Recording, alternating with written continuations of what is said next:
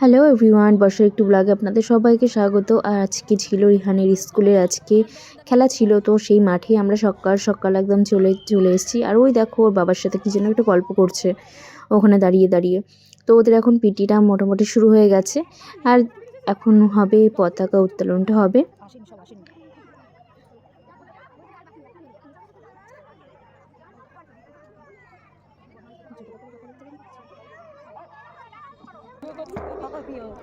তো দেখতেই পাচ্ছ যে এখন পিটিটা শুরু হয়েছে। আর দেখো একদম পুচকে পুচকে কতগুলো বাচ্চা, মানে এত ছোট ছোট বাচ্চা, মানে ওরা তো ঠিকঠাক করে তো করতে পারবে না, তবুও মানে ওরা যে চেষ্টা করছে, ওরা যে শান্ত হয়ে মানে করছে জিনিসগুলো, এটাই বেশ আমার বেশি ভালো লাগে।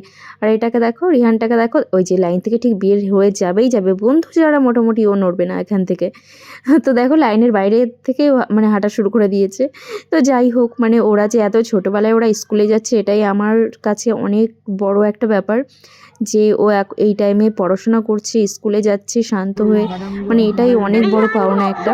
কারণ আমাদের টাইমে তো এত ছোটোবেলায় তো কোনো স্কুলেও হয়তো বা যেত না কেউ, বা যায়নি। তো এখন হচ্ছে রান।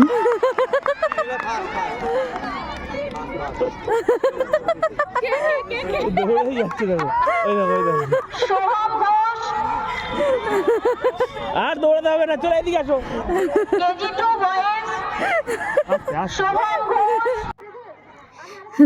মানে ওকে মোটামুটি মানে দৌড়ানো থেকে আটকানো যায় না, কারণ কারণ ওর কোনো ব্রেক নেই। আর ওর জন্য খেলাটা খুবই দরকার, কারণ সত্যি কথা বলতে ঘরে খেলার মানুষ সেরকম একটা পায় না। তো এখন হবে কালেক্ট করা খেলা হবে, ব্যাগের মধ্যে কালেক্ট করতে হবে জিনিসপত্র, এই জন্য সব দাঁড়িয়ে আছে।